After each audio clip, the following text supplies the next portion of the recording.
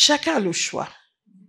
Et vous avez le choix en ce début d'année de participer à la grande œuvre que Dieu va faire ou d'être spectateur. Aïe, aïe, aïe. Aïe, aïe, aïe. En prophétisant, en déclarant la parole de Dieu et en agissant.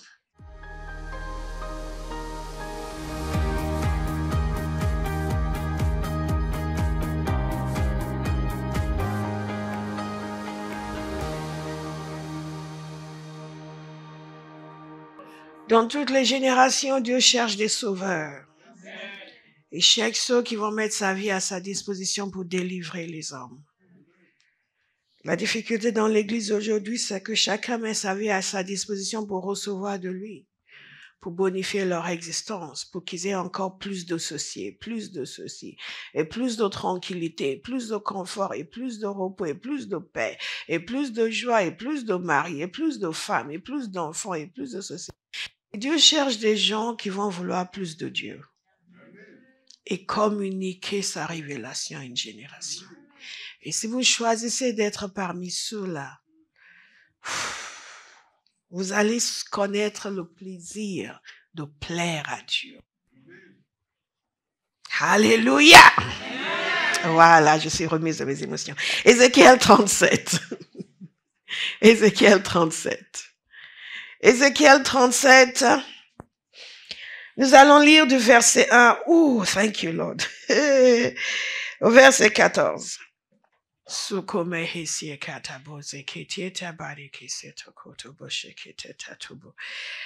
La main de l'Éternel reposait sur moi. Et l'Éternel m'a transporté par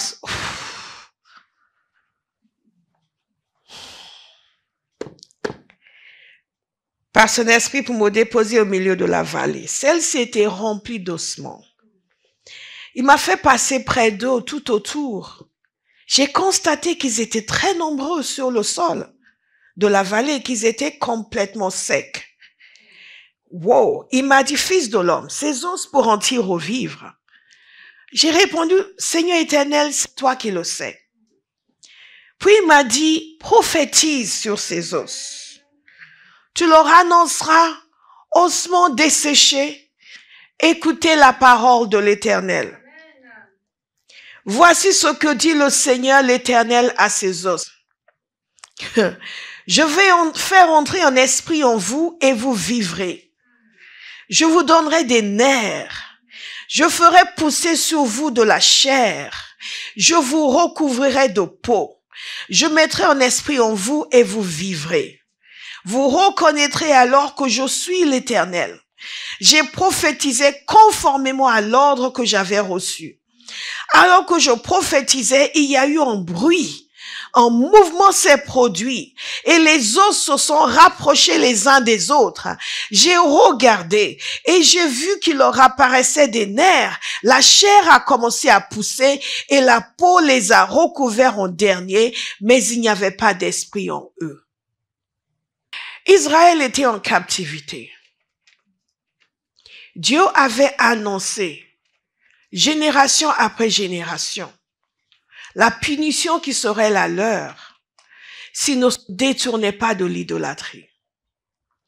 Ils ne se sont pas détournés. D'abord, le royaume du Nord est parti en captivité, emporté par les Assyriens. Ensuite, le royaume du Sud, Juda, est parti en captivité, emporté, oh Jesus. Dieu avait donné des promesses les concernant. Jérémie leur avait dit qu'ils allaient partir en captivité et qu'ils allaient y rester pendant une certaine durée de temps. Et cette captivité s'est faite et ce départ en captivité a été fait en 3 étapes. Le roi de Babylone à chaque fois venait emmener une partie du peuple. Et jusqu'à ce qu'après il ne restait quasiment personne de valeur à Jérusalem. Et jusqu'à ce qu'ils détruisent totalement le temple de Salomon. Donc, le pays était dévasté. Il ne restait rien. Le grand royaume d'Israël était anéanti. Tous les espoirs étaient partis. Le peuple se retrouvait à Babylone, à penser à ce qu'ils avaient perdu. Et quand il restait quand même au reste du peuple à Juda, et il y avait des gens qui leur disaient, ne vous inquiétez pas, le Seigneur va intervenir, nous allons retourner à Jérusalem. Et Jérémie leur a envoyé un message pour leur dire, installez-vous dans le pays où vous avez été envoyés. Le retour n'est pas demain. Mais il y avait une promesse de restauration. Et Daniel fait partie de ceux qui ont vu le moment où cette promesse de restauration devait se produire et il s'est mis en prière. Et Ézéchiel est un prophète de la captivité. Ézéchiel était en captivité à Babylone. Ézéchiel voyait aussi, Ézéchiel c'était un homme qui avait de grandes visions. Et il a vu la gloire de l'Éternel quitter le temple de Dieu. Ceux qui étaient là quand j'ai enseigné sur le tabernacle se souviennent que le feu était descendu du ciel pour consumer l'offrande d'Aaron. Et donc, Ézéchiel a eu de grandes visions. Il a même vu la gloire de l'Éternel quitter le temple, comme Salomon avait consacré ce temple. Comme au moment du tabernacle avec Aaron, le feu était descendu du ciel. La gloire de Dieu avait rempli le temple et le peuple ne pouvait pas se tenir debout. Et les prêtres ne pouvaient pas se tenir debout pour offrir le sacrifice parce que la gloire de l'Éternel avait rempli son temple. Et des siècles après, Ézéchiel de la captivité a vu la chose contraire. Il a vu la gloire de l'Éternel quitter le temple. Je vous dis tout cela pour que vous compreniez qu'il n'y avait plus dans le naturel d'espoir et que le pays était dévasté et le peuple était dévasté. Certains se sont installés à Babylone et n'avaient même plus de pensée de retour. Mais Dieu avait son idée à lui. Dieu n'avait pas oublié la promesse qu'il avait faite. Et Dieu a appelé Ézéchiel et l'a emmené en vision. Si vous lisez Ézéchiel, vous allez voir que c'était un homme qui était bien donné à des visions. Et il lui a montré une vallée. Donc je vais vous relire et je vais vous demander d'être très attentifs. La main de l'Éternel reposait sur moi et l'Éternel m'a transporté par son esprit pour me déposer au milieu de la vallée. Celle-ci, écoutez attentivement, était remplie d'ossements. Il m'a fait passer près d'eux tout autour. J'ai constaté qu'ils étaient très nombreux sur le sol de la vallée et qu'ils étaient complètement secs. Il m'a dit, fils de l'homme, ces os pourront-ils revivre? J'ai répondu, Seigneur éternel, c'est toi qui le sais. Puis il m'a dit, prophétise sur ces os. Tu leur annonceras, ossements desséchés, écoutez la parole de l'Éternel. Voici ce que dit le Seigneur l'Éternel à ses os. Je vais faire entrer un esprit en vous et vous vivrez. Vous reconnaîtrez alors que je suis l'Éternel. J'ai prophétisé conformément à l'ordre que j'avais reçu. Soulignez cette phrase. Alors que je prophétisais, il y a eu un bruit. Un mouvement s'est produit. Et les os se sont rapprochés les uns des autres. J'ai regardé. Et j'ai vu qu'il leur apparaissait des nerfs. La chair a commencé à pousser. Et la peau les a recouverts en dernier. Mais il n'y avait pas d'esprit en eux. Il m'a dit, prophétise à l'intention de l'esprit. Prophétise, fils de l'homme. Tu annonceras à l'esprit. Voici ce que le Seigneur l'Éternel. Voici ce que dit le Seigneur l'Éternel. Esprit, viens des quatre vents, souffle sur ces morts et qu'ils revivent. J'ai prophétisé, conformément à l'ordre qu'il m'avait donné. Soulignez cette phrase. Alors l'Esprit est entré en eux et ils ont repris vie. Puis ils se sont tenus sur leurs pieds. C'était une armée nombreuse, très nombreuse. Soulignez cette phrase. Il m'a dit, fils de l'homme, ces ossements, c'est toute la communauté d'Israël. Ils affirment, nos os sont desséchés. Notre espérance est détruite. Nous sommes anéantis. C'est pourquoi, prophétise. tu leur annonceras, voici ce que dit le Seigneur l'Éternel, je vais ouvrir vos tombes et je vous en ferai sortir, vous qui êtes mon peuple, et je vous ramènerai sur le territoire d'Israël. Vous reconnaîtrez que je suis l'Éternel lorsque j'ouvrirai vos tombes et vous en ferai sortir. Vous qui êtes mon peuple, je mettrai mon esprit en vous, vous vivrez. Et je vous donnerai du repos sur votre territoire. Vous reconnaîtrez alors que moi, l'Éternel, j'ai parlé et agi, déclare l'Éternel. Soulignez cette phrase. Moi, l'Éternel, j'ai parlé et agi. Moi, l'Éternel, j'ai parlé et agi. Moi, l'Éternel, j'ai parlé et agi. Chaque progrès dans la vie d'un chrétien, chaque accomplissement dans la vie d'un chrétien, chaque territoire conquis est le résultat d'une initiative divine. Et quand je parle de progrès, de territoire, je parle de tout ce qui est conforme à la volonté de Dieu. C'est ce que moi j'appelle du progrès. Je ne parle pas du fait que vous avez eu un doctorat alors que Dieu vous a dit d'aller faire autre chose. Je ne parle pas du fait que vous avez réussi une entreprise, à créer une entreprise alors que Dieu vous a dit de faire autre chose. Ce que j'appelle progrès, ce que j'appelle accomplissement, c'est toujours dans le sens de la volonté de Dieu. Si vous l'avez créé, cette entreprise, parce que Dieu vous a dit de le faire, là c'est du progrès. Alléluia. Ce n'est pas la chose en elle-même, le fait qu'elle corresponde à la volonté du Père. Est-ce que nous sommes d'accord? Très bien. Tout est le résultat d'une initiative divine. Et dans des situations comme celle-ci, où tout semble aller de travers, Dieu a toujours une parole. Ce que nous constatons dans ce passage, c'est que le peuple, lui, disait, nous sommes anéantis. Et très souvent, les gens dans leur vie, ils disent ce qu'ils vivent, au lieu de dire ce que Dieu dit. Que ce soit individuellement, que ce soit au niveau d'une assemblée. Quand les églises ne percent pas et n'avancent pas, c'est parce que les gens disent ce qu'ils voient, plutôt que de dire ce que Dieu dit.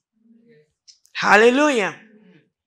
Et beaucoup de personnes à qui Dieu a confié des choses importantes n'y arrivent jamais, parce qu'ils disent ce qu'ils sont, pas ce qu'ils sont censés devenir. J'ai appris cela il y a des années de cela, quand le Seigneur j'ai eu comme une visitation du Seigneur. Le Seigneur a commencé à me dire, tu dois dire ça, ça et ça sur toi. Au début, j'avais un peu peur. Je me dis, mais c'est pas de l'orgueil, c'est pas, et après j'ai compris qu'en réalité, c'était le problème majeur que j'avais. Quand Dieu veut faire quelque chose de puissant avec votre vie, l'ennemi va aussi envoyer des esprits d'accusation. Et ces esprits d'accusation et de condamnation vont venir directement, mais aussi à travers des personnes. Et toutes sortes d'attaques, d'accusations, de condamnation, jusqu'à ce que vous commenciez à dire et penser des choses vous concernant qui ne correspondent pas à ce que Dieu dit. Elle est essentielle de savoir ce que Dieu dit et de dire ce que Dieu dit. C'est une des raisons pour lesquelles je n'écoute jamais les accusations contre les gens. Parce que je ne sais pas si c'est la vérité ou si c'est un esprit qui a été envoyé pour les attaquer. Je préfère entendre ce que Dieu me dit concernant cette situation. Est-ce que vous me suivez? Mais beaucoup de gens n'ont pas cette intelligence et dès qu'ils entendent quelqu'un dire du mal de quelqu'un, ils disent, ah bon? Que Dieu me garde, je ne serai jamais le porte-parole du diable. Et ces gens disaient, nous sommes anéantis. Mais Dieu disait, ces ossements vont revivre. L'initiative divine, c'était d'aller chercher son prophète. Parce que Dieu agit toujours sur la terre avec un être humain qui coopère avec lui. Son initiative, c'était, il avait son projet, son plan, il a dit depuis des siècles, il a annoncé, Jérémie l'a annoncé, mais eux, ils avaient d'autres idées. Ils voulaient retourner, mais pas dans le temps de Dieu. Et après, d'autres disaient, on est fini, les gens sont toujours en déphasage avec Dieu, soit dans ce qu'ils veulent, soit dans leur timing. Toujours en déphasage.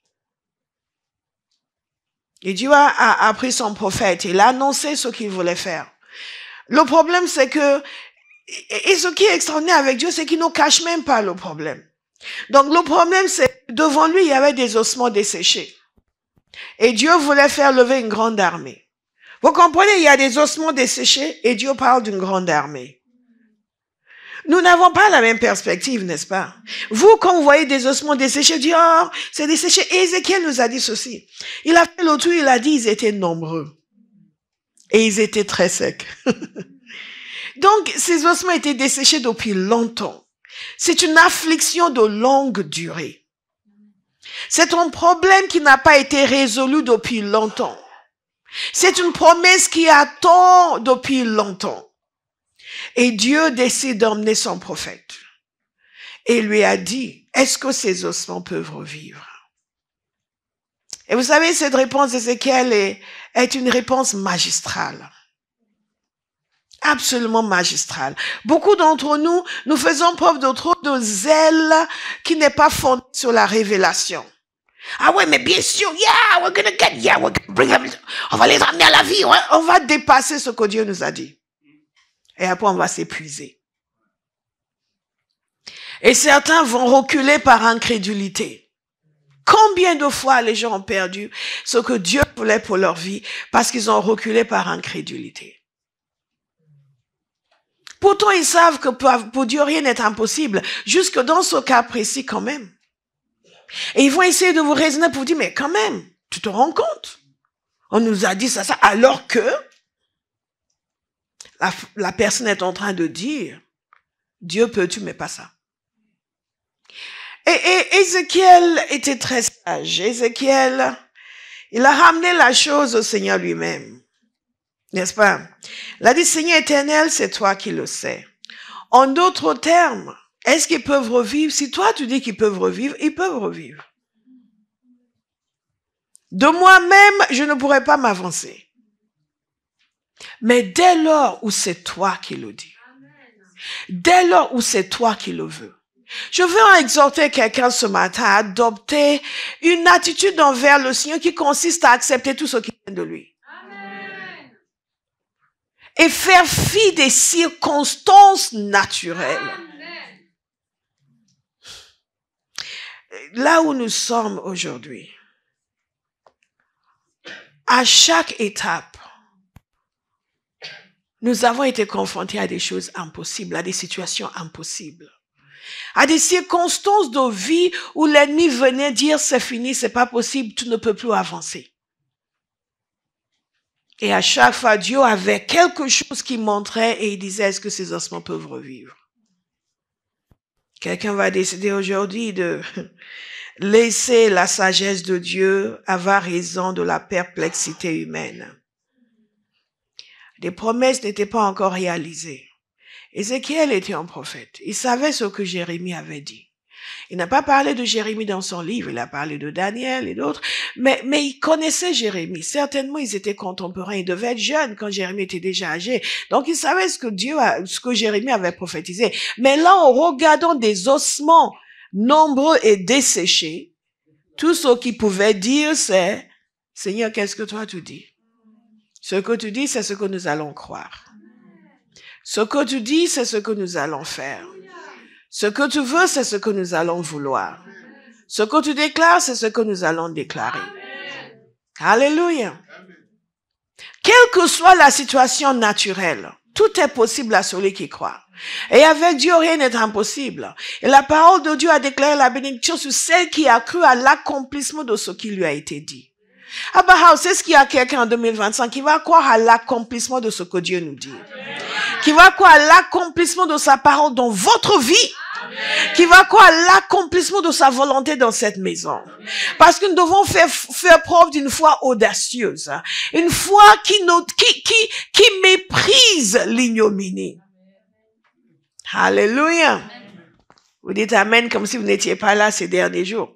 Une fois, ou du moins vous auriez entendu le témoignage de Mercy, qui méprise la honte, qui méprise l'incrédulité et qui avance dans le sens de la volonté de Dieu. Alléluia. Alléluia. Yes. Et défier les impossibilités. Et quand l'ennemi vient vous dire, mais toi, tu n'es pas quelqu'un qui aime évangéliser. Vous allez dire, comment ça? Tu veux dire que je suis rebelle? Non. Jésus a dit, allez faire des nations des disciples. Donc, je choisis de croire que je suis capable d'aller faire des nations des disciples. Oui, mais regarde, tous les gens à qui tu as parlé, personne n'est venu, ils vont venir. Amen. Thank you, Jesus. Amen. Nous ne sommes pas affectés par ce que nous voyons dans le naturel. Mais uniquement parce que Dieu nous montre un esprit. Amen. Alléluia. Parce que nous croyons que ce qui est impossible à l'homme est possible à Dieu. C'est ce que Jésus a dit. Il a dit dans Luc 18, 27, ce qui est impossible aux hommes est possible à Dieu. Et en réalité, c'est ce que Ézéchiel est en train de dire à Dieu. Si tu le dis, c'est possible. Si tu le dis, c'est faisable. Si tu dis que c'est comme ça, c'est comme ça. Est-ce que ces ossements peuvent revivre? Éternel, c'est toi qui le sais. Mais dès là où ta volonté est révélée, je suis d'accord avec toi. Et donc, il y a une initiative divine. L'initiative divine, c'est de nous inviter dans sa famille. L'initiative divine, c'est de nous donner sa parole et nous donner ses principes. L'initiative divine, c'est de nous donner des instructions, de nous dire d'aller faire des nations des disciples. Ça, c'est l'initiative divine. L'initiative divine, c'est de nous dire ce qu'il veut accomplir dans nos vies. Il a libéré ses paroles sur nous le jour de l'an. Il a continué avec la petite. Je ne sais pas ce qu'elle a dit à Dieu entre-temps, mais j'allais juste prêcher mon message tranquillement et je ne pouvais pas m'empêcher d'aller vers elle et de continuer encore à parler dans sa vie. Alléluia. Et une parole pour une est une parole pour tous. Alléluia. Alléluia. L'initiative divine, c'est d'appeler son fils, son cavalier, monter sur son cheval comme les chevaliers d'antan. Ça, c'est l'initiative divine. Vous me suivez? L'initiative divine ensuite doit rencontrer la coopération de l'homme. Nous allons coopérer avec Dieu. Nous allons coopérer avec Dieu. Toute situation qui semble impossible, en réalité, n'est impossible que parce que nous n'avons pas choisi de coopérer avec Dieu. L'être humain en accord avec Dieu est une force inarrêtable sur la terre. L'être humain en coopération avec Dieu est une force inarrêtable sur la terre. Alléluia. Mais nous devons le savoir. Donc, Ézéchiel s'est tenu et il a prophétisé sur les ossements. Et il a dit quelque chose, je vous ai dit de le souligner. J'ai prophétisé conformément à l'ordre que j'avais reçu. Ça, c'est l'histoire de nos vies. Nous parlons et nous agissons conformément à l'ordre que nous recevons. Si c'est tout ce que vous appliquez cette année, vous allez réussir votre vie. Nous parlons et nous agissons conformément à l'ordre que nous recevons du Seigneur. Que ce soit une parole prophétique précise dans cette situation-là, nous sommes là à 9h30 parce que nous allons passer à 2 cultes. Parce que nous allons chercher des gens qui ne connaissent pas le Seigneur et les amener.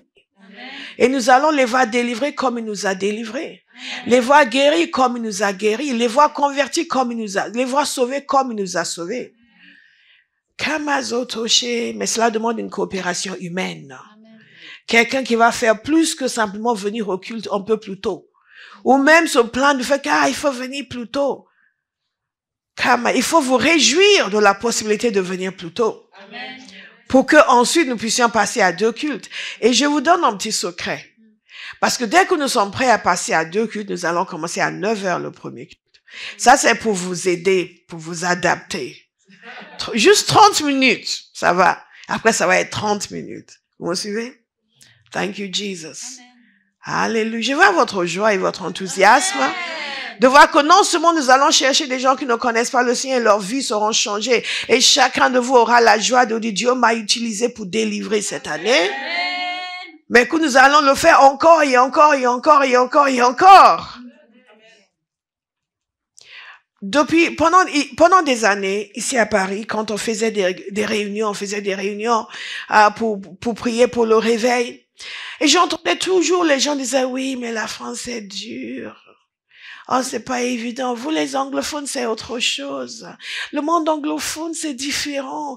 Mais la France est dure. Et je ne sais pas pourquoi, mais ça m'énervait d'entendre ça. Je le dis en toute honnêteté. Je dis, mais aucun pays n'est dur. Ceux qui sont durs, c'est les chrétiens. Qui ne laissent pas Dieu toucher leur cœur. Qui n'osent pas croire que ces ossements desséchés vont revivre. Alléluia. Donc, si vous faites partie des gens qui disent, ah, c'est dur de gagner les gens en France, que ça ne sort plus jamais de votre bouche. Que vous commenciez à dire que ces ossements desséchés peuvent revivre. Ces ossements desséchés peuvent prendre vie. Amen.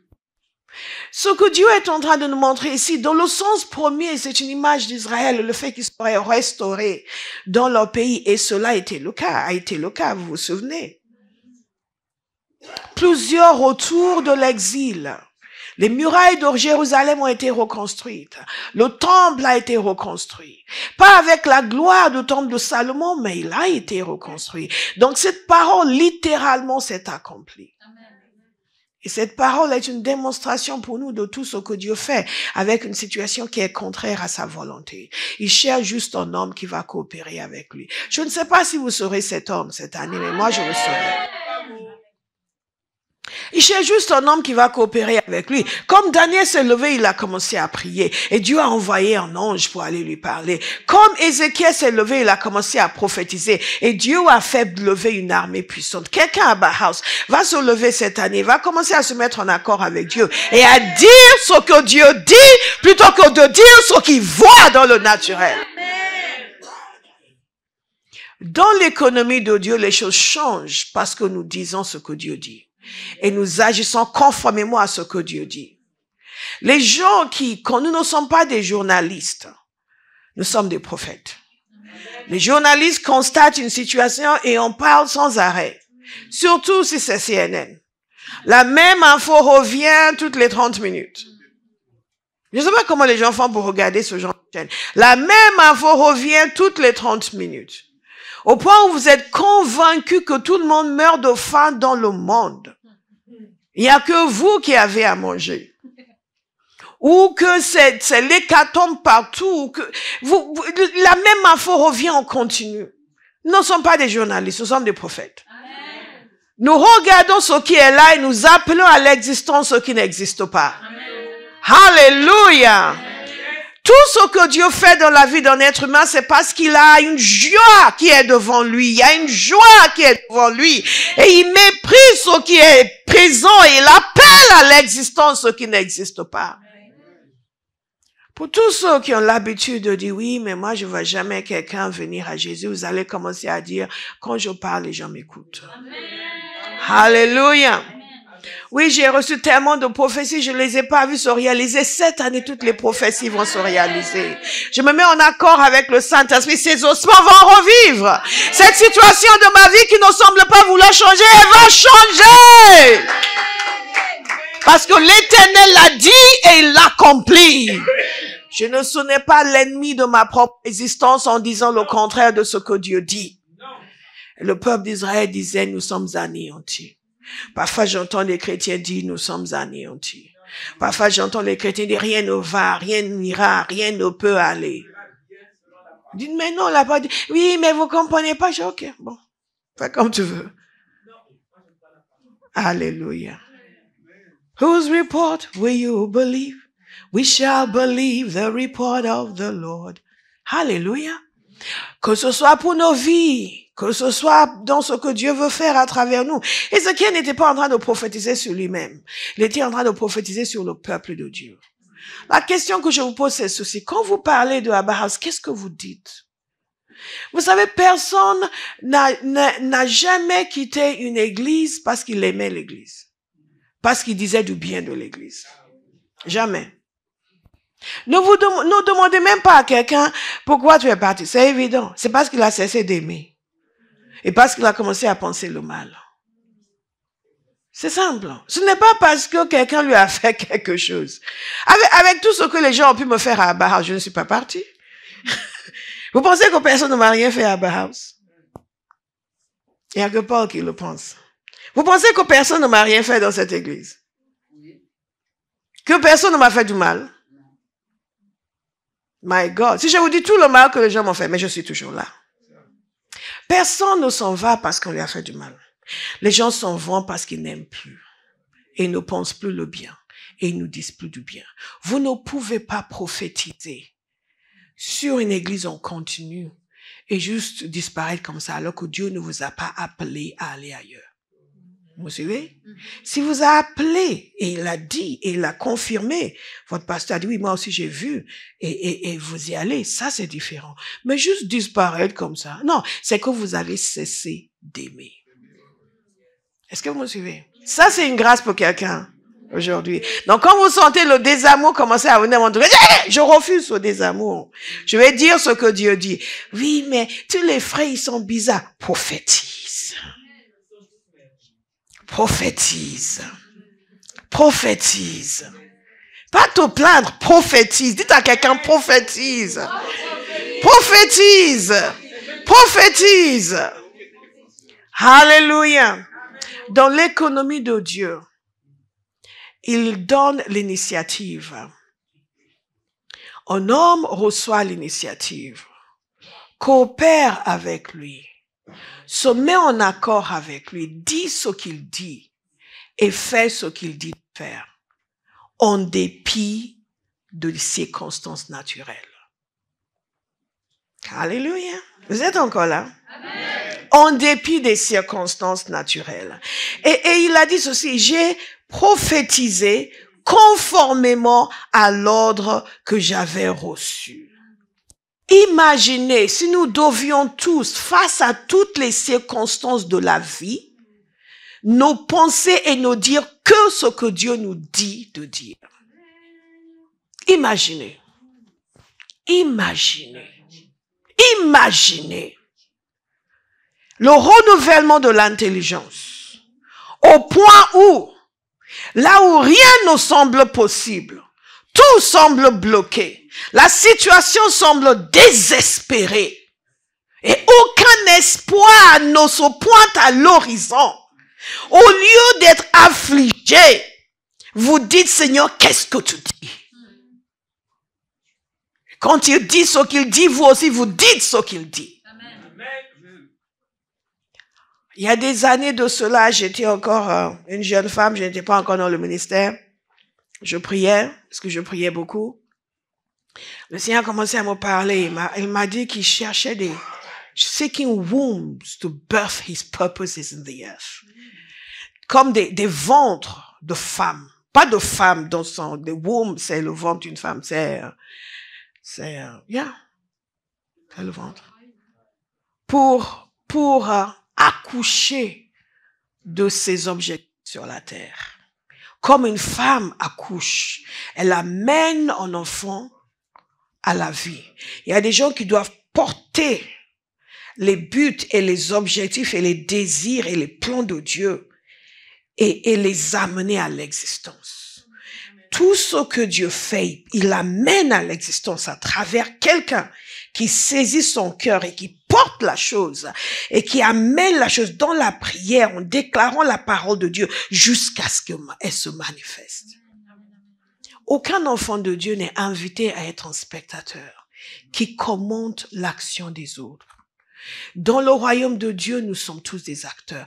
Aujourd'hui, dans l'église, nous avons quelques sportifs qui sont dans le stade et les autres observent Ils disent, moi je suis pour un tel, je suis pour un tel, je suis pour un tel.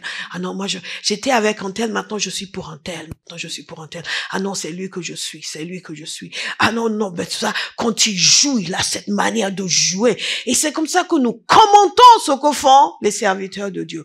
Pendant que nous avons les bras croisés, en attendant qu'il nous donne un bon spectacle.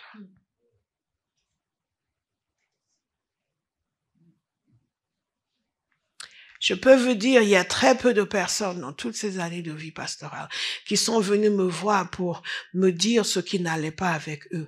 Ils toujours viennent me voir pour me dire ce qui ne va pas avec quelqu'un d'autre.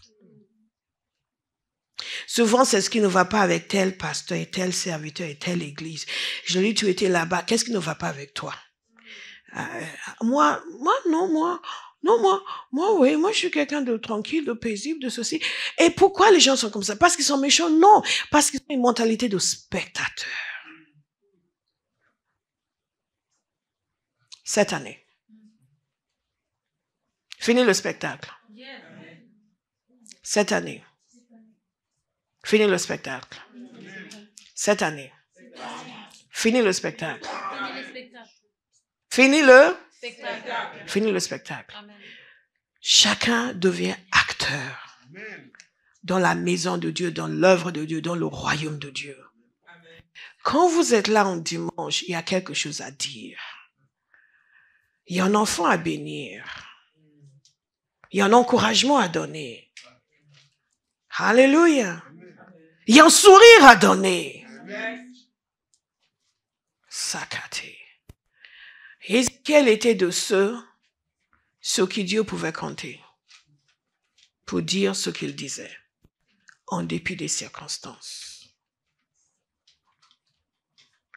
Dieu cherche des gens qui vont amener sa volonté à l'existence. D'abord, qui vont se mettre en accord et aussi qui vont porter cela dans la prière et qui vont prophétiser. Dire le contraire de ce qu'ils voient jusqu'à ce que ce qu'ils disent se manifeste. Amen. Lorsque Dieu a créé la terre, il a vu que la terre était informe et vide. Il ne s'en est pas ému. Il a simplement appelé à l'existence ce qui n'existait pas. Qu'est-ce qu'il a fait? Il a dit que la lumière soit. Et la lumière fut. C'est exactement la même chose qu'il disait à Ézéchiel de faire. Dieu l'a dit parce que l'homme n'existait pas encore. Mais dès lors où il a amené l'homme à l'existence et il a confié la terre aux êtres humains, il a transféré l'autorité pour appeler les choses à l'existence à l'être humain. Donc, quand Dieu a vu les ossements desséchés, il n'a pas dit, lui n'a pas appelé les ossements desséchés à la vie. Il a dit à l'homme de le faire. Est-ce que vous me suivez? Il a dit à l'homme de le faire. Or, il y a beaucoup de personnes qui savent ce que Dieu veut faire et au lieu d'appeler la chose, ils se plaignent de son absence. Oui, mais le Seigneur veut ça, pourquoi on ne l'a pas? Peut-être parce que tu ne l'as pas encore dit et que tu n'as pas œuvré pour. Oui, mais quand même, en tant que chrétien, on est censé. Pourquoi on ne voit pas ça? Parce que Dieu n'a pas encore trouvé quelqu'un qui va coopérer avec lui. Non pas pour se plaindre, pour commenter comme des journalistes, pour en discuter. Parfois, vous voyez des chrétiens, oui, mais tu te rends compte, alors dans votre ça se passe comment? Nous, ça se passe aussi. Et ils discutent comme s'ils avaient reçu un mandat de Dieu de commenter. Non, le mandat que nous avons reçu n'est pas de commenter. Le mandat que nous avons reçu, c'est d'agir. Alléluia. Imaginez si le chevalier ici présent avait senti le feu et avait dit s'il y avait juste quelqu'un de Abaos qui pouvait sortir maintenant pour aller évangéliser. Parce que je ne comprends pas. Pour moi, je sens le feu. Pourquoi ils ne sont pas dehors en train d'évangéliser? Non, il s'est levé et il est parti. Amen. Alléluia. Amen. Alléluia. Amen. Alléluia. Et il y a beaucoup de personnes qui sont interpellées par le Seigneur. Dieu leur montre des ossements desséchés. Et au lieu de prophétiser, au lieu de se lever et agir, ils commencent à commenter. Ils appellent Ariel. Ariel, est-ce que tu te rends compte qu'il y a des ossements desséchés? Mais oui, moi aussi, j'avais vu. J'avais vu en rêve. Et ensemble, ils disent, mais que fait le pasteur? Hein? Parce que quand même, le pasteur a dû voir, qu'est-ce qu'elle fait? Faut qu'on intercède pour elle. Faut vraiment qu'on prie pour la servante de Dieu. On l'aime, notre pasteur. Mais vraiment, il faut qu'on prie pour elle. Et une cellule de commérage. Et beaucoup de gens s'occupent à cela. Au lieu de se rendre compte que Dieu cherche des gens qui vont accoucher de sa volonté sur la terre. Quand le Seigneur m'a montré cela, je n'étais pas grand-chose. J'étais juste une jeune femme dans l'église. J'ai dit, Lord, I want to be one of them. Je veux en faire partie. Je veux en faire partie. Et donc là, c'est devenu une obsession. Tout ce que tu veux faire, parle-moi. Moi, je veux participer. Je veux être dedans. Et je suis devenue une intercesseuse. Alors que je n'avais aucun rôle, aucune place particulièrement dans l'église, mais j'ai commencé à prier. Parce que ça, au moins, je peux faire. Je peux vous assurer, personne ne va vous empêcher de prier. Sauf si vous donnez des fausses prophéties. Ah oui, si vous donnez des fausses prophéties, on va dire, bon, calmez-vous un peu. Alléluia. Donc, Dieu cherche des Ézéchiel qui vont voir ce que Dieu veut faire, qui ne vont pas se plaindre comme les 10 espions, qui ne vont pas trouver que c'est impossible. Parce qu'il y a des gens qui accueillent la révélation avec incrédulité.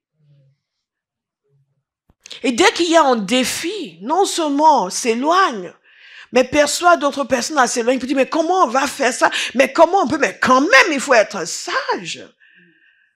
Vous savez, si on ne sait rien dire de bon, il faut se taire.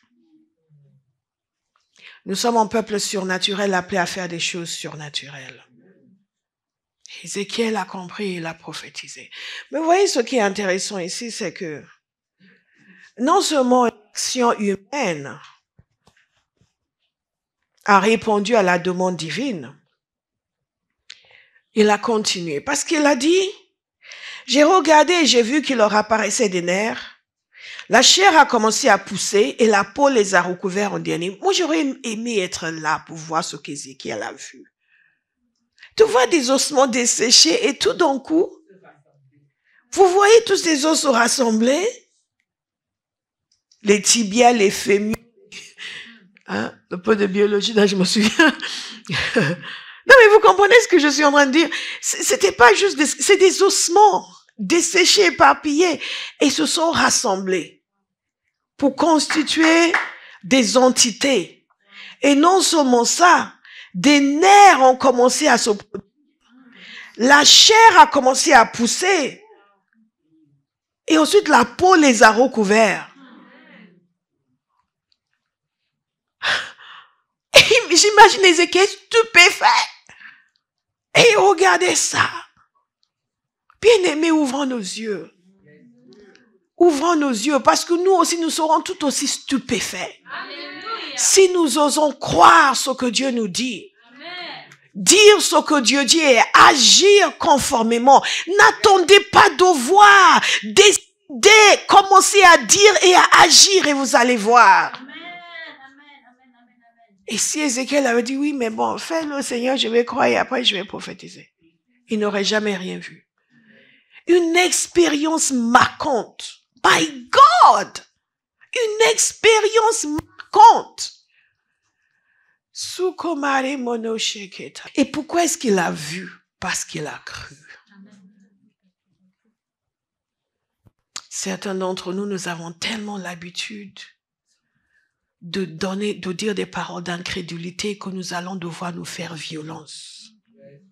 Je dis toujours aux gens, vous n'avez pas besoin de pitié, vous avez besoin de puissance. Et parfois, à force de ressaser nos défis, nos difficultés, nous nous enfonçons dans l'incrédulité. Ézéchiel avait des choses à dire. Il était face à ces gens. On continue. Là, nous sommes au chapitre 37. Ézéchiel avait une bonne expérience du peuple de Juda en captivité. Il n'était pas du tout amen. Oh my God. Et il n'écoutait même pas. Ézéchiel pouvait dire, Seigneur, je soupçonne ce que c'est. Ces gens-là, Non, il a prophétisé. Et regardez. Et la peau les a recouverts en dernier. Imaginez toute cette vallée remplie tout d'un coup d'êtres humains qui ressemblaient à des statues. Et c'est là où beaucoup abandonnent. Ils commencent bien, mais ils ne vont pas jusqu'au bout. Ils disent, oui, mais tu m'as dit de faire regarde. Parce qu'ils disent, il n'y avait pas d'esprit en eux. Il n'y avait pas de souffle en eux. C'était comme des statues. Ça aurait pris la fuite. Tu ne m'as pas dit de prophétiser des statues, c'est quoi ça? Mais il a été attentif. God is a good God. Il n'y avait pas d'esprit en eux. Il m'a dit. Ne décrochez pas jusqu'à avoir le résultat. Prophétise à l'intention de l'esprit. Prophétise, fils de l'homme. Tu annonceras à l'esprit, voici ce que dit le Seigneur, l'Éternel. Esprit, viens des quatre vents.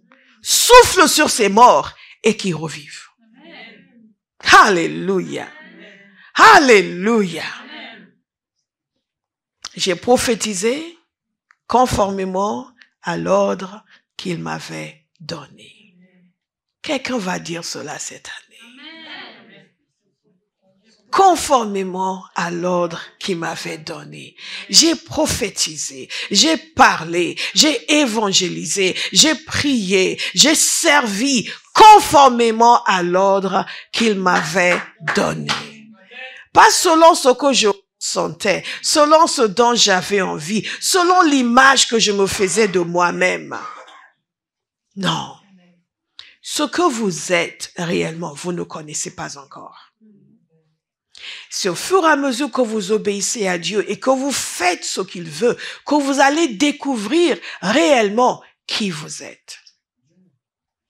Parce que nous sommes façonnés par le monde et parfois par nos parents, parfois par nos circonstances. Et ça ne correspond pas toujours à ce que nous sommes. Alléluia. Et si vous agissez uniquement sur la base de ce que vous pensez être et vous ressentez, vous allez passer à côté de ce que vous êtes réellement. L'obéissance envers Dieu, le fait de suivre la direction du Saint-Esprit, de respecter ses commandements, sa parole, nous amène à découvrir ce que Dieu a déposé en nous que nous ne connaissions pas encore. Alléluia. Amen. Quelqu'un va se découvrir cette année. Quelqu'un sera étonné de la grandeur de ce que Dieu a déposé en lui cette année. Alléluia. Et cela vient par l'obéissance, par la soumission au Saint-Esprit, la soumission à l'autorité. Et on suit, et on obéit, et on commence à voir, et on commence à découvrir. Alléluia. God is so good. God is so good. God is so good. L'obéissance. Et qu'est-ce qui s'est passé? J'ai prophétisé conformément à l'ordre qu'il m'avait donné. Alors l'Esprit est entré en eux. Et ils ont repris vie. Puis ils se sont tenus sur leurs pieds. C'était une armée nombreuse.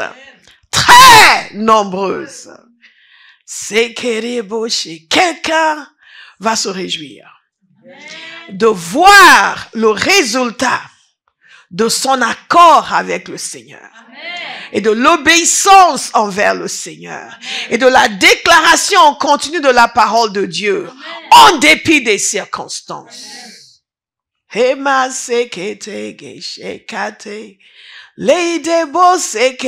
Vous savez, Dieu ne nous a jamais dit de faire de la brique sans paille.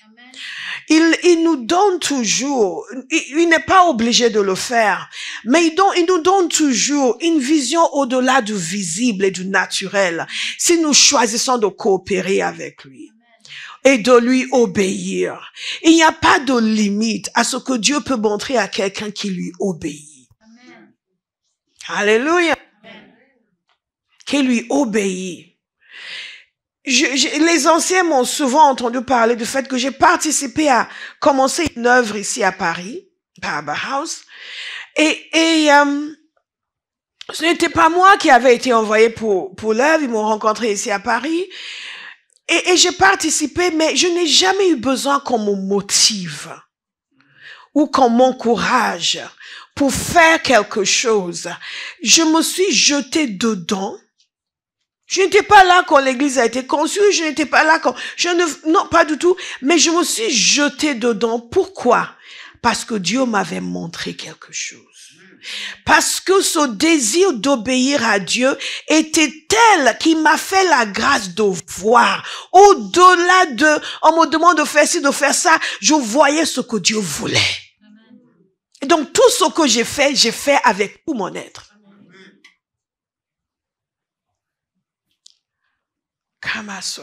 Ézéchiel était un homme autonome. Il n'y avait personne pour lui dire, si tu ne fais pas ça, si tu fais ça, rien. Il avait juste une ligne directe avec Dieu. Sous l'ancienne alliance, et beaucoup de chrétiens aujourd'hui n'entendent rien. Dieu donne un projet et ils le font capoter. Parce que non seulement ils n'entendent pas Dieu, mais ils ne sont même pas obéissants. Quelqu'un va décider d'être radicalement différent. Avant même que on ne finisse de vous dire telle chose, tout votre être est en train de brûler. Parce que l'Esprit de Dieu en vous est en train de vous témoigner, de vous ouvrir les yeux. Je me souviens un jour, au tout début de cette œuvre, on était juste quelques personnes, on allait prier dans les jeudis soirs dans l'appartement de la personne qui avait été envoyée. Une personne qui après est partie. Moi, j'étais restée, la personne envoyée est partie. Vous vous rendez compte? Ce n'est pas parce que on nous donne un titre ou on nous... Non, c'est ce que nous recevons de Dieu. C'est ce que nous recevons de Dieu. Et un jour, je rentrais chez moi. Et ce qui était bien, c'est que ce n'était pas très très loin. Donc, je pouvais rentrer à pied. Ça me prenait à peu près 40 minutes. Et je rentrais le soir. Un jour, je vois où je rentrais, où j'allais, mais le Seigneur m'a ouvert les yeux. Et j'ai commencé à voir toutes ces fenêtres des gens qui louaient le Seigneur. Dans tous ces appartements sur mon chemin, le Seigneur commençait à donner une image du réveil qu'il voulait emmener à Paris. Et comment les gens allaient être sauvés partout dans cette ville. Comment dans ces appartements, les gens allaient être sauvés, commencer à louer le Seigneur. Après, je voyais, dans la rue, je voyais les gens louer Dieu. Je voyais les gens. Et vous ne pouvez même pas imaginer ce que ça a fait. Il y a une vision de ce que Dieu va faire dans cette nation, dans cette ville, qui a été gravée à l'intérieur de moi. Au-delà de on veut que je fasse ci ou que je fasse ça, dès lors où c'est pour Jésus, je suis partante. Amen. Si on ne sait pas faire, on apprend à faire. Mais ces ossements desséchés doivent reprendre vie. Amen. Je dis, ces ossements desséchés doivent reprendre vie. Amen. Ces ossements desséchés doivent reprendre vie. Amen. Et rien n'est compliqué, rien n'est trop difficile. Dès lors où ça fait partie de la volonté du Père, Amen. Il peut compter sur moi. Amen. Et Ézéchiel était un homme qui pouvait aller dans le sens de Dieu en dépit des circonstances. C'est ce que Dieu cherche. C'est ce que Dieu cherche. Il a suivi les instructions. Il voyait qu'il n'y avait rien. Ok, la chair les a recouverts, la peau les a recouverts, mais il n'y a pas d'esprit, c'est des statues. Et il a continué. Et Dieu lui a dit, maintenant tu vas dire ceci. À chaque étape, Dieu a une instruction. À chaque problème, Dieu a une solution. Nous pouvons nous laisser arrêter et faire des remarques désinvoltes. Ah ouais, mais c'est complet. Ah, mais qui peut faire ça? Ou nous pouvons être disciplinés et dire tout ce que Dieu veut accomplir, il va accomplir par moi. Nous parlons de l'année de l'accomplissement prophétique, mais s'il vous plaît, ne vous focalisez pas uniquement sur ce que Dieu va accomplir pour vous. Focalisez-vous sur ce que Dieu va accomplir par vous. Parce qu'il est impossible qu'il accomplisse par vous sans accomplir pour vous. Est-ce que vous me suivez? Alléluia. Et parce qu'il a continué, il a vu une armée nombreuse. Parce qu'il a continué, il a vu une armée nombreuse. Parce qu'il a continué, il a vu une armée nombreuse. Parce qu'il a continué, il a vu une armée nombreuse. Betsalé et Oholiab, la parole de Dieu nous dit qu'ils ont construit selon les instructions que Dieu avait données à son serviteur Moïse. Chacun de nous, lorsque nous suivons les instructions qu'il nous donne, les instructions qu'il donne à ses serviteurs pour nous, nous ne pouvons que réussir. Dieu a appelé Abraham. Il a changé son nom. Il l'a amené à commencer à s'appeler le Père des Nations. Celui qui n'avait pas d'enfant. L'enfant de la promesse n'était pas arrivé. Et il l'a amené à s'appeler Abraham, le Père des Nations. Donc, à chaque fois, il le disait. On lui demandait son nom et il le disait. Ma question pour vous aujourd'hui, c'est qu'est-ce que vous allez dire? Vous allez dire ce que l'ennemi dit, vous allez dire ce que Dieu dit. Vous allez dire la situation naturelle, négative, vous allez dire la joie que vous voyez devant vous. Ce que Dieu veut accomplir. Il cherche des hommes et des femmes qui vont accoucher de sa volonté. Non pas en discutant ou en se plaignant de son absence, mais en étant ceux qui vont porter cela, porter le projet de Dieu. Alléluia. Amen. Vous ne m'entendez pas. Alléluia. Amen. Une armée nombreuse. Une armée nombreuse. Une armée nombreuse. La conséquence, c'est qu'une armée nombreuse s'est levée. Lorsque nous allons nous mettre en harmonie avec le Seigneur, il y a des principes de base. Le premier, c'est que chaque enfant de Dieu doit décider d'aller au-delà du naturel. Si vos paroles, vos actions sont dirigées uniquement par ce qui est naturel et ce qui est visible, vous devrez vous poser la question, qu'est-ce que Dieu dit? Voilà, ces gens disaient qu'ils étaient desséchés, ils avaient perdu espoir, ils étaient anéantis. Mais Dieu disait non, le souffle va entrer en vous. Vous allez reprendre vie. Souvent, ce qui est devant nous dans le naturel est l'opposé de ce que Dieu veut amener à l'existence. Et il compte sur nous pour savoir ce qu'il veut et pour dire ce qu'il veut. Les 10 espions ont dit nous étions comme des sauterelles. Et les 2 espions ont dit ils seront de la nourriture pour nous. Si l'Éternel est si l'Éternel nous est favorable, il nous donnera ce pays. Si l'Éternel nous est favorable, il nous donnera ce pays.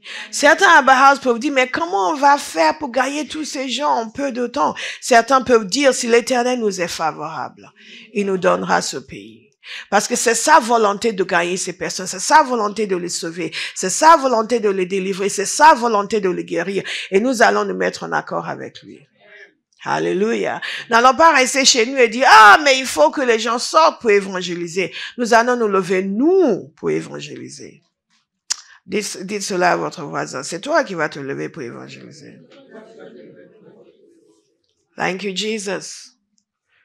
Le deuxième principe, et j'ai dit tout cela dans le message juste pour vous donner la manière de synthétiser tout cela, c'est qu'il convient d'entendre la voix de Dieu et de se mettre en accord. Donc d'abord aller au-delà du naturel, fonctionner au-delà du naturel, fonctionner dans le surnaturel, entendre la voix de Dieu et se mettre en accord dans sa parole et se mettre en accord. C'est la volonté de Dieu, je me mets en accord. C'est ce que Dieu veut, je me mets en accord. Je me lève tôt pour prier parce que la parole de Dieu nous dit de prier. Je vais faire comme Jésus a fait. C'est ce que Jésus a fait, je vais le faire. C'est ce que Dieu nous a dit de faire, je vais le faire. Je me mets en accord. Choisissez de coopérer avec Dieu. Ne soyez pas résistants, ne soyez pas rebelles. Aïe, aïe, aïe, aïe, aïe. Nous voyons ce qui est invisible. La troisième chose, c'est que nous parlons à la montagne et nous agissons. Jésus nous a dit. Qu'est-ce que Jésus nous a dit? Je n'avais pas l'intention de vous le lire, mais je suis conscient du fait que tout le monde ne connaît pas nécessairement. Donc, je vais vous le lire. Quelqu'un est en train de me le dire?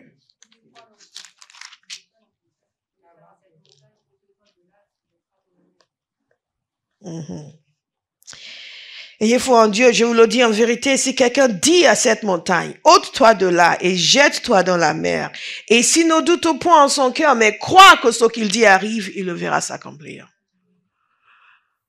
Il ne doute pas, il croit que ce qu'il dit arrive, il le verra s'accomplir. Ce qu'il dit arrive. Est-ce que vous me suivez? Il le verra s'accomplir. C'est le même principe. Nous savons quelle est la volonté de Dieu. Nous nous mettons en accord et nous le disons. Nous le disons et nous le verrons s'accomplir. Nous avons l'habitude de le faire pour nos vies, nos finances, notre... Ah, je suis guéri au nom de Jésus. Mais nous devons commencer à le faire pour tout projet de Dieu. Prophétiser sur les ossements et ils vont reprendre vie. Alléluia. L'application de tout cela. Et je vais nous demander tout à l'heure de prier. C'est la décision radicale de se soumettre à la volonté de Dieu. Radicale. Je le dis peut-être dans tous les messages ou tous les 2 messages. Mais il n'y a pas de vrai progrès dans la vie chrétienne tant que l'homme ou la femme n'est pas obéissant envers Dieu. Je vous le dis, on continue. Dieu est ton roi. Paul est encore avec nous. Il est dans le pays du sommeil. Dieu est ton roi. Pour être en bon terme avec lui, il faut l'honorer. Ne confondez jamais l'amour de Dieu et le plaisir de Dieu. Ne confondez jamais l'amour de Dieu et le plaisir de Dieu. Il aime tout le monde, y compris les pécheurs, mais tout le monde ne lui fait pas plaisir. Que Dieu trouve son plaisir en vous parce que vous l'honorez. Alléluia. Parce que vous l'honorez, parce que vous lui obéissez, parce que vous faites ce qu'il demande de faire. Un des signes de la maturité spirituelle, c'est lorsque les gens cessent de parler tellement d'eux-mêmes et commencent à parler de Dieu. Ils cessent de parler de ce qu'ils ressentent par rapport au commandement de Dieu, mais de la joie d'obéir à Dieu. Alléluia. Chaque domaine de désobéissance est un domaine non seulement de rébellion, mais d'immaturité spirituelle. Et où nous révélons le fait que Dieu n'est pas honoré dans notre cœur. Cette année, nous allons honorer le Seigneur. Nous soumettre, faire sa volonté. Donc, tout ce qui a été déclaré sur vous comme parole prophétique, tout ce que le Seigneur vous a donné comme parole prophétique, décidez que vous allez vous soumettre à lui, vous allez coopérer avec lui. Alléluia. Vous allez coopérer avec lui. Ça ne va pas, ça ne se manifeste pas tout seul, c'est le fruit de la coopération humaine. La soumission et de la coopération. Il y a des choses spécifiques. J'ai été frappée par le fait que il y a eu beaucoup de paroles sur les ajustements que les uns et les autres devaient faire dans leur vie, ou des possibilités qui étaient devant eux et les choix qu'ils devaient faire. J'ai trouvé ça vraiment très frappant parce que souvent, c'est peut-être parce que beaucoup d'entre vous avez tellement reçu de promesses que Dieu a décidé de vous ajuster, mais souvent c'est juste, voilà ce que Dieu voit dans ta vie, voilà ce que tu vas devenir. Mais nous avons eu beaucoup d'ajustements, il faut prier par rapport à ça, arrêter ceci, aller dans ce sens, parce que Dieu veut nous aider. Pour enlever les choses qui nous empêchent de monter, qui nous empêchent d'exceller, qui nous empêchent de devenir ce que nous sommes censés devenir. Et nous allons donc accepter, coopérer, nous humilier, prier. Le petit, par exemple, je lui avais dit de prier et il était retourné à son service. Je dis non, reviens, parce que ça n'était pas encore. Et vous avez vu lui-même témoin que c'est pas encore dedans, mais ce n'est pas en une fois que ça va se faire. C'est un style de vie qu'il va adopter à partir de maintenant, parce qu'il décide que c'est ça qu'il veut dans sa vie.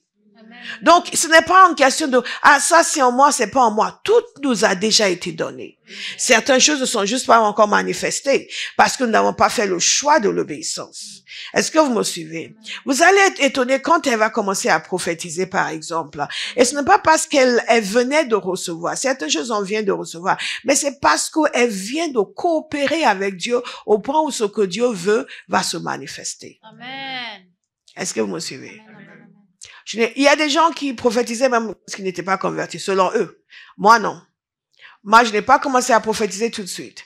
Mais il y a une dimension de prière dans laquelle je suis entrée. Il y a une dimension de communion. Et parce que je n'ai pas été formée spirituellement par des prophètes non plus, il n'y a pas eu de communication de ce genre. Vous me suivez? Mais j'ai découvert que quand je priais beaucoup, je priais avec des gens, je priais avec des amis. Dès que vous passez à la maison, on va prier. Je priais avec des amis et je découvrais que j'entendais Dieu. Et à chaque fois qu'on priait, je recevais quelque chose pour la personne. Et je pensais que c'est tout le monde avait ça. Et j'avais aussi une amie qui était pareille, mais il y avait il y a des gens qui, tu n'as rien reçu. Ça m'étonnait que les gens ne reçoivent rien. Parce que je recevais tout le temps. C'est comme ça que j'ai commencé à prophétiser. Mais je vais vous dire quelque chose. C'est que, ici même dans cette ville de Paris, on était en groupe jeune. Et on avait une amie, on se moquait d'elle. Parce qu'elle disait que Dieu lui disait des choses. Et on se moquait, c'est elle qui entend Dieu. Ça vous surprend, hein? Nous, on n'entendait pas Dieu. On pensait même pas qu'on était censé entendre Dieu. C'est après qu'on a vu que tous les gens, Dieu m'a montré, alors que les gens n'entendent pas Dieu. Dieu m'a montré, non, tu as envie de le faire. Dis que tu as envie de le faire. Mais elle entendait vraiment. Elle disait, oui, le Seigneur m'a montré là, regarde, Dieu t'a parlé.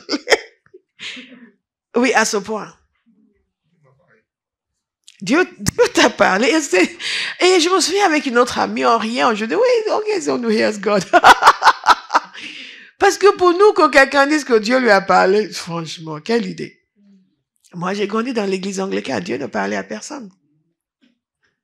Je me suis convertie, j'étais dans une église où le pasteur enseignait bien, mais je n'entendais jamais de prophétie. Je ne savais pas que Dieu parlait aux gens. Absolument pas. Je ne savais vraiment pas que Dieu parlait aux gens. Oh, j'étais appelée à être prophète. Et j'ai pu apprendre ce que c'était un prophète.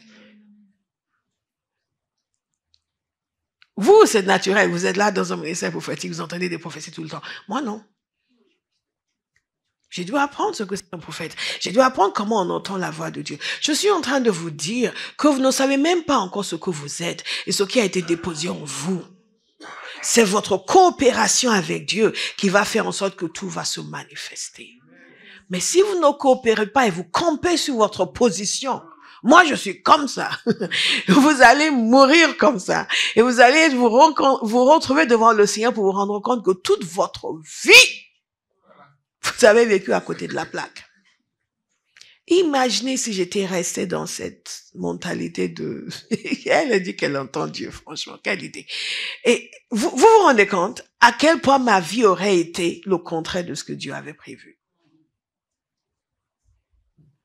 Certains d'entre vous, vous avez reçu des choses spécifiques pour votre vie.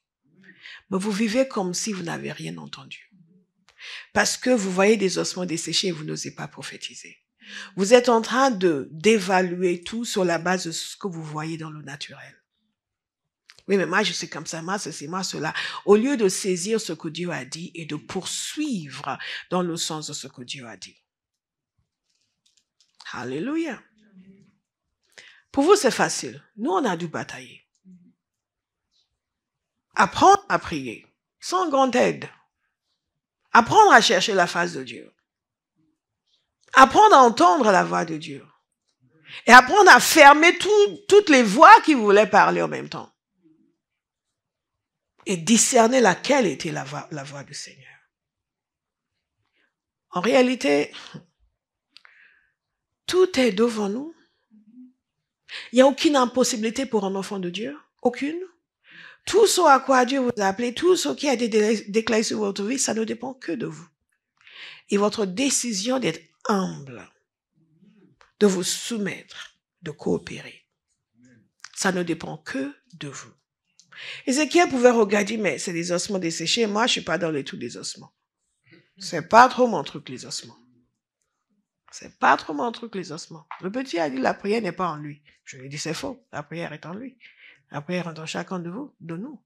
Mais la grâce se manifeste au fur et à mesure que nous acceptons de nous soumettre. Alléluia.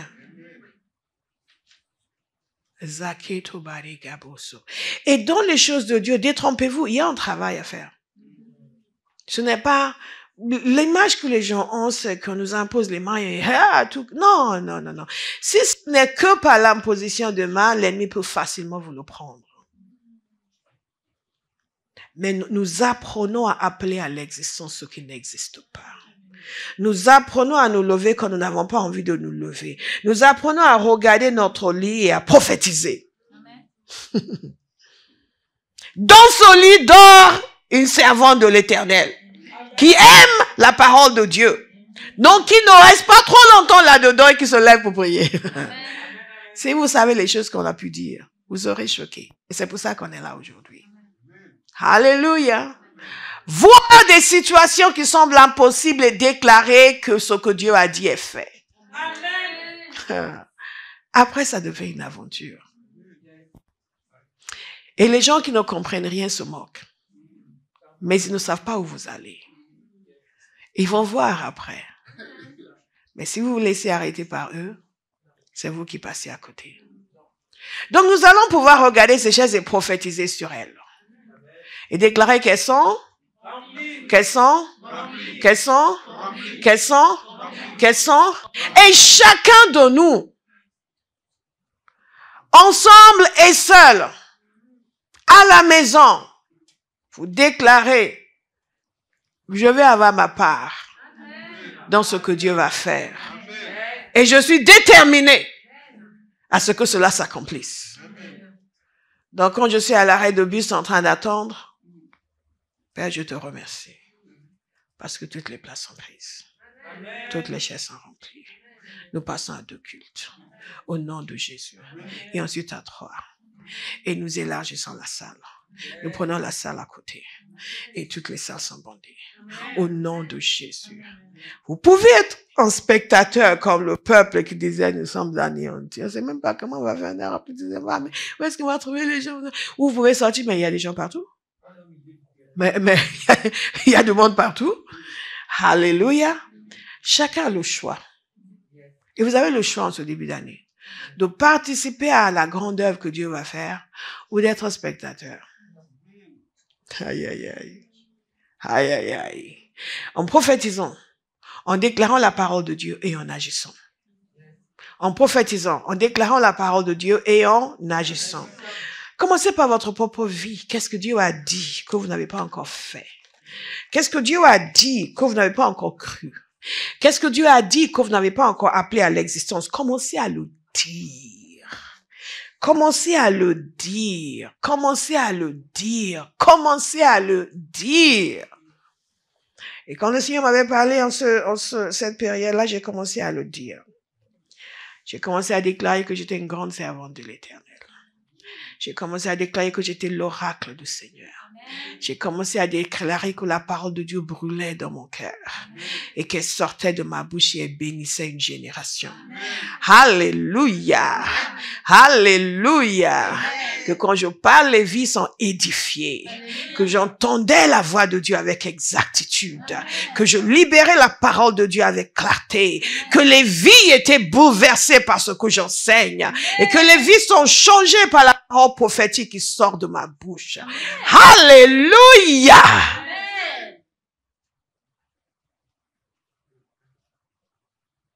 Qu'est-ce que vous allez dire? Que moi, je sais pas trop. Moi, la parole, c'est pas mon truc parce que faut quand même étudier. Moi, étudier, j'ai jamais aimé étudier.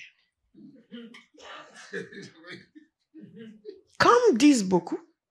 Ou dit que non, mais je suis super pris, j'ai archibouqué, mais j'aimerais bien étudier, mais je prends le temps. Comme disent les idiots. Amen. Pourquoi vous ne le disiez pas? Ces gens qui disent ça, c'est des idiots. Non. La chose la plus importante de votre vie, c'est votre relation avec Dieu. Amen. Donc, vous avez largement le temps pour méditer la parole, pour l'étudier, pour déclarer la parole, pour prier. Si vous n'avez pas le temps pour étudier la parole, c'est que vous êtes occupé dans des choses illicites qui ne sont pas la volonté de Dieu. Donc, vous allez vous dégraisser, éliminer quelques activités sulfureuses. Non pas parce qu'elles le sont dans le naturel, mais parce qu'elles sont contraires à la volonté de Dieu. Tout ce qui vous empêche de prier, tout ce qui vous empêche de méditer la parole de Dieu ne vient pas du Seigneur. Même si ce n'est pas un péché. Ça ne vient pas du Seigneur. Donc vous allez commencer à dire, je suis un serviteur, une servante de l'Éternel. La parole de Dieu m'est agréable. Je la médite avec plaisir et avec joie. Et quand je la médite, la révélation m'est donnée. Et je la déclare de tout mon cœur. Et ce que je dis vient à l'accomplissement. Et quand vous sentez que moi, j'aime pas trop évangéliser, je suis timide. J'aime évangéliser. Parce que je ne suis pas rebelle envers Jésus. Jésus m'a dit d'aller faire des nations des disciples. Donc partout où je vais, j'annonce l'évangile. Et vous dites, j'aime gagner des âmes. J'aime amener des gens à la connaissance de Christ. Je refuse de ne pas aimer ce que Jésus m'a dit de faire. Donc je le fais avec joie et je le fais avec réussite. Et les gens me suivent, ils m'entendent, ils viennent. Alléluia. Oui, c'est aussi facile que ça. Et vous restez dessus. Et vous restez dedans. Et vous restez dedans. Parce que le Père attend mes fruits pour sa gloire. Et Jésus m'a dit que je dois porter des fruits pour que le Père soit glorifié. Donc je vais porter des fruits et le Père sera glorifié. Alléluia. Est-ce que vous êtes là? Est-ce que vous êtes là? Mais oui, mais ma l'évangélisation n'est pas mon truc. Si c'est le truc de Jésus, c'est le mien aussi. Ah, mais moi, étudier trop longtemps. Si Jésus aime, moi aussi j'aime. Tout ce qui en moi est contraire n'a pas changé. Vous savez, c'est lui qui nous a façonné, il est capable de nous changer. Moi, je dis toujours au Seigneur, tu m'as fait, donc refais-moi. Au lieu d'argumenter, oui, mais non, parce que m'a dit que j'étais ceci, mais c'est pas que si, c'est accepter et laisser Dieu vous changer. Ne faites pas, oui, mais pourquoi pasteur dit que je suis paresseux? Parce que tu es paresseux. Mais il y a une solution. On se laisse changer. Et on prophétise. Et on dit désormais la paresse me quitte. Le désamour pour les choses de Dieu me quitte. Je refuse d'être victime de mes émotions. Je refuse d'être victime de la paresse. Je refuse d'être victime du diable. Maintenant, j'aime ce que Dieu aime. J'aime la parole comme Jésus. J'aime la prière comme Jésus. J'aime évangéliser comme Paul aimait évangéliser. Nous avons bu du même esprit. Refaçonnez-vous avec la parole de Dieu. Alléluia. Et quand il s'agit de l'œuvre de Dieu, et vous êtes sur le Champs-Élysées, Père, je te remercie de ce que tous ces gens vont venir à la connaissance de Dieu. Amen. Au lieu de faire, vraiment, tous ces gens-là, ils vont en enfer. En tout cas, je suis content d'être sauvé. Moi, je m'en vais louer mon Seigneur. Non! Non! Non! Non! Partout où vous allez cette année, prophétisez. Prophétisez. Prophétisez. Prophétisez. Prophétisez. Prophétisez. Au lieu de se lamenter, nous déclarons la parole de Dieu. Ma génération viendra au pied de la croix. Ils viendront par moi. Ils entendront ma voix et ils viendront. Ceux à qui j'annonce l'évangile reçoivent l'évangile. Et ils viennent.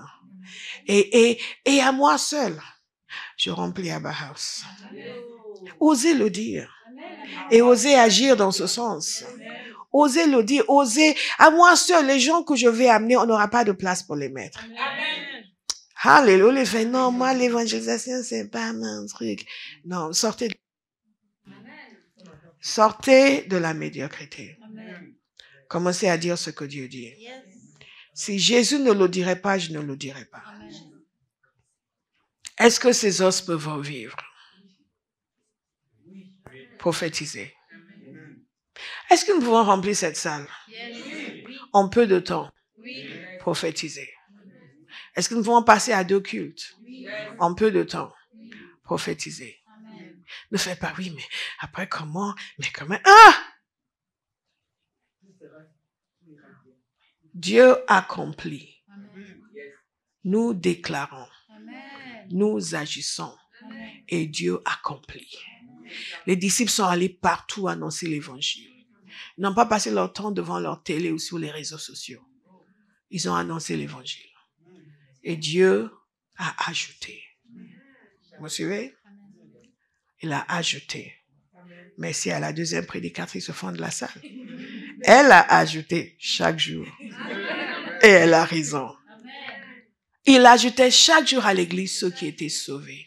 Est-ce que nous pouvons croire que Dieu ajoute à Abraham chaque jour ceux qui sont sauvés? Nous ne pouvons pas simplement dire, regardez tout ce que Dieu a fait pour nous. Nous devons amener ce qu'il a fait pour nous vers d'autres personnes. Alléluia.